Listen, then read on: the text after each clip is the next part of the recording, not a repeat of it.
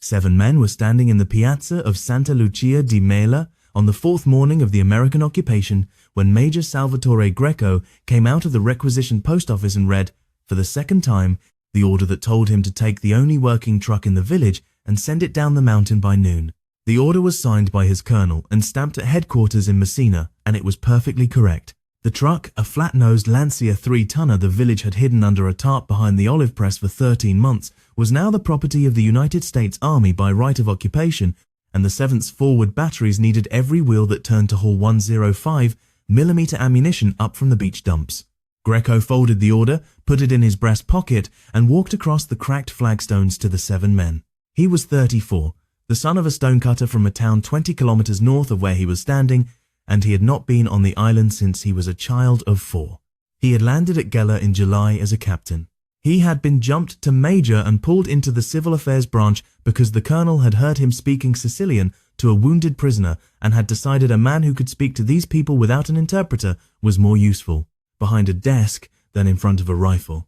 This is a dramatized representative account. The man and the village are composites drawn from the documented work of Allied civil affairs officers in the small interior towns of Sicily in the autumn of 1943. The 7 were the entire surviving leadership of Santa Lucia. The mayor was dead. The fascist appointee had hanged himself in the sacristy 3 nights before the Americans arrived. The priest was Don Ciro, 71, in a cassock rusted brown from sun and dust. The carpenter, Lo Cassio, had a face like a chisel. The baker, Russo, was missing his right hand below the elbow from a war in Abyssinia he had never been able to explain to his own children. The 4 others were the heads of the 4 old families that had been arguing in this piazza since before there was a kingdom of Italy to argue inside of. Maggiore, said Don Ciro. He did not say buongiorno. The village was past the courtesies. We have come to ask for the truck.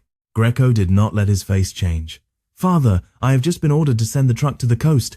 For the war. For the war. Don Ciro nodded once. He looked, Greco thought, like a man who had spent 40 years watching the state ask him for things it had no right to ask, and who was about to ask the state for one thing in return. We need it for 1 day, Don Ciro said. We will give it back that night, with petrol in the tank from our own stocks, and you may take it down at dawn. For what? The carpenter Lo Cassio answered, because he had a voice in the village, and Don Ciro had decided to let the layman ask, Maggiore, they took our bell. Greco knew already. He had walked past the empty bell tower of San Lorenzo every morning since the column had come up the road. The bell had been taken in 1942 by an order of the Ministry of War bronze from the churches of the province, carted down to the foundries for shell casings. Santa Lucia had owned the same bell since 1612. It had rung for every birth and death in the village for 331 years, and on a Tuesday in March of 1942, a carabinieri sergeant had climbed the tower with 2 men and a sledge and brought it down on a rope, and the village had stood in this piazza and watched, and the bell had gone down the mountain, and it had not come back. We know where the bronze is, Lo Cassio said. It never reached the foundry. The truck broke down at Barcelona, and the bell sat in a carabinieri yard for 6 weeks, and when the Germans came through last September, they took it and the others and buried them under a tile floor in a warehouse at the port, because the German captain in charge had been a churchwarden in Bavaria before the war and could not stand to see the bells melted. We have a man who saw it buried. We need the truck, and we need 1 day. Greco looked at the 7 men. He looked at the cracked stones of the piazza and the empty tower of San Lorenzo standing white and silent above them. The colonel was a good man, and a tired one. He had been moving guns up coast roads for 9 weeks. He would not understand. He would think it was sentimentality. Father, Greco said, if I do this, you understand what I am risking. Maggiore. We are asking anyway. A small child somewhere down the alley was crying, and a woman was singing to it in dialect, and the singing was older than the bell. Greco listened for the count of 3. Then he turned to the runner from his orderly room standing at a respectful distance behind him. Corporal, go to the colonel's headquarters. Tell them the truck is committed to a civil affairs mission today, by my order. I will sign the requisition. I will be on the coast road by dawn tomorrow with it. Sir. And Corporal, do not run. The corporal walked. Greco turned back to the 7 men. Be at the olive press in 20 minutes, he said. Bring a man who can drive a Lancia. Bring the man who knows where it is buried. Bring shovels. I am coming with you. They were on the road by 10. The Lancia coughed and ran, and Greco drove the first hour, the carpenter beside him, the priest in the bed on a folded blanket with his hands on his knees like a man riding to a funeral he had been waiting to attend. They passed a column of American supply trucks grinding up. The drivers stared. Greco did not wave. At noon, they reached the coast highway and the heat came up off the asphalt in waves. They passed 2 checkpoints.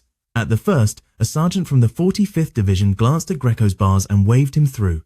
At the second, a lieutenant of MPs walked around the truck, and Greco told him in English this was a civil affairs requisition under his signature, and the lieutenant, 3 days on the island, saluted and let them pass. They came into Barcelona on the back streets. The Germans had pulled out 2 weeks before, and the town was a half-collapsed warren of patched walls and dust. The man with the shovel, a tinsmith named Vito, thin as a wire, who had worked on the German loading detail in September because he had been told he would be shot if he refused, met them at a side gate near the customs house. He pointed at a low door. The warehouse floor was tile, laid in a herringbone the Germans had repaired badly. Vito walked 7 paces in from the door and pointed at a section where the grout was darker. They dug. The carpenter and the baker one-handed, the 4 heads of families, Don Ciro with his sleeves rolled to the elbows and Greco in his khaki tunic, all sweating into the same shallow pit, breaking the tile, lifting the pieces, hauling the dirt out in a bucket. They went down 1.5 meters, and the carpenter's spade rang on something that was not stone, and Don Ciro crossed himself. The bronze came up in pieces. Not the whole bell, they found the crown and the upper shoulder and most of the lip and the cracked half of the waist, and they laid the pieces on a tarpaulin in the dim light, and Don Ciro touched the lip of the bronze with his thumb the way a man might touch the face of a child he had not seen in a long time. And he said, in dialect, the bell's name. Every bell in Sicily had a name. This one was called Maria di Mela, after the saint and after the village, and Don Ciro had been baptized under its voice in 1872, and he had heard it ring on the morning his father died, and on the morning the carabinieri sergeant had cut its tongue out. It is enough, Don Ciro said quietly. A good founder, with the old bronze and a little new tin, can make it sing again. There is no foundry working on this island, Greco said. Then we will find one, or we will build one. Maggiore. There is enough. They loaded the bronze into the bed of the Lancia under the tarpaulin. They covered it with empty sacks from the warehouse and a few crates of broken roof tile from the courtyard so that no MP at any checkpoint would look twice. They left the customs house at 4 p.m. The tinsmith Vito climbed into the back of the bed and sat with his hand on the tarpaulin the whole way up the mountain as if he were afraid the bronze would try to leave again. Greco drove the last 2 hours. The light went red on the slopes above the village. The carpenter looked out the window and did not speak, but once, near the top, he reached over without looking and put his hand on Greco's forearm for a count of 3 and then took his hand away. Greco understood. The man had been a fascist for 10 years because his bakery had needed the license and his children had needed bread, and he had not been a fascist in his heart for 1 minute of those 10 years, and tonight, for the first time, the carrying had been worth it. They came back into Santa Lucia at dusk. The whole village was in the piazza. Word had gone ahead. Women stood with shawls held under their chins. Old men sat on the chapel steps. Children were on their fathers' shoulders.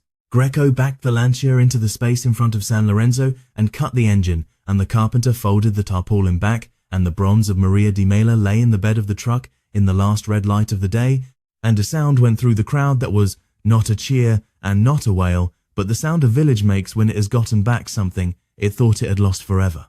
They unloaded the pieces by hand and carried them into the church and laid them in front of the altar on a length of clean white linen. Don Ciro stood at the altar for a long moment with his back to the people, then turned and raised his right hand and said the words of a blessing in Latin he had said over the bell every Easter of his 60 years as a priest, and the village answered, rough and uneven, because half the village did not remember the responses and the other half had been waiting 20 months to say them again. Greco stood at the back of the church with his hat in his hand. The carpenter, Lo Cassio, came back along the aisle and stopped beside him. Maggiore, you will be in trouble tomorrow with your colonel. Yes, tell him from us that we will give every man, every donkey, every wheel of cart in this village to the carrying of his shells from now until the end of the war. Tell him we will not need to be ordered. We will come because we choose to come. I will tell him. And one more thing, Maggiore. My wife's cousin in Catania is a founder. He has been hiding 2 crucibles in his cellar since the requisition. If we can get the bronze to him, he will recast Maria di Mela without payment. He has wanted to do this for 2 years. Write the letter, Greco said. I will see that it goes down with the truck in the morning. He drove the truck down at dawn. The petrol had been topped from the village's hidden stocks, as Don Ciro had promised. Greco signed the truck back into headquarters at 9:30 and walked into the colonel's office and gave his report. He did not soften it. He told the colonel where the truck had been and what had been in the bed of it, and about Maria di Mela.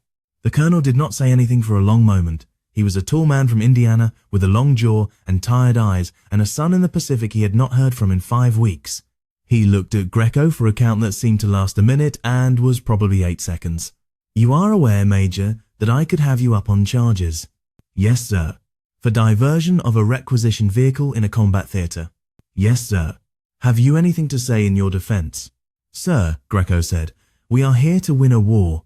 We are also here to give these people back the use of their own lives. The order I received was a correct order, and I did not obey it.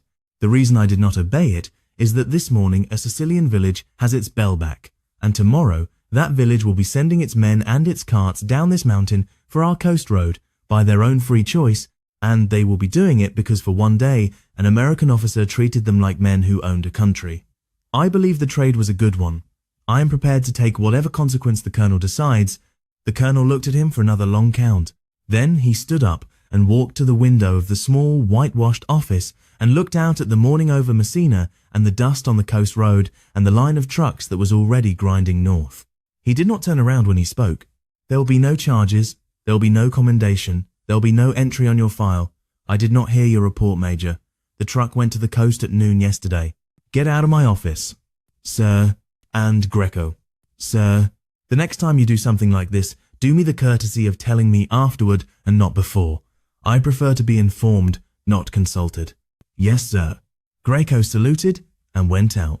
The carpenter's letter was in his pocket, and he carried it down to the dispatcher and saw it folded into the satchel of a corporal driving south to Catania at noon, and the letter went, and a month later, in the late autumn, the founder's wagon came up the mountain with the recast, Maria di Mela, in a wooden cradle, and the village raised her back into the tower of San Lorenzo with ropes and a borrowed army winch, and Don Ciro rang her for the first time at Vespers on the feast of Santa Lucia herself. Greco was no longer in the village by then. He had been moved up to Naples with the advance.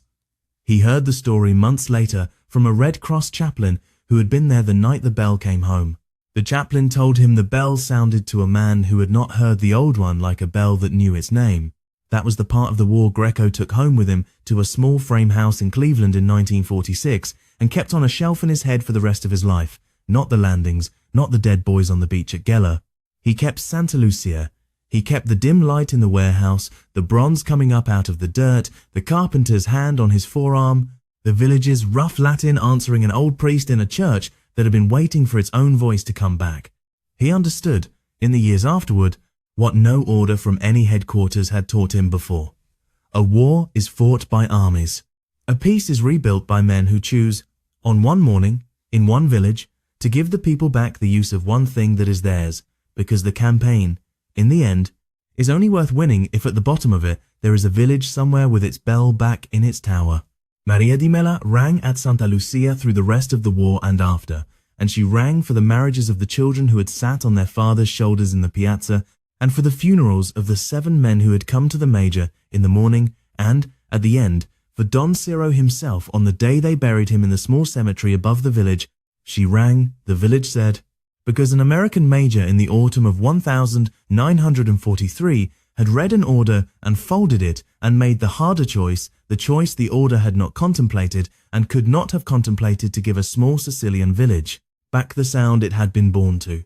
The truck went up the mountain that next dawn carrying ammunition, the bell went up the tower a month later carrying everything else,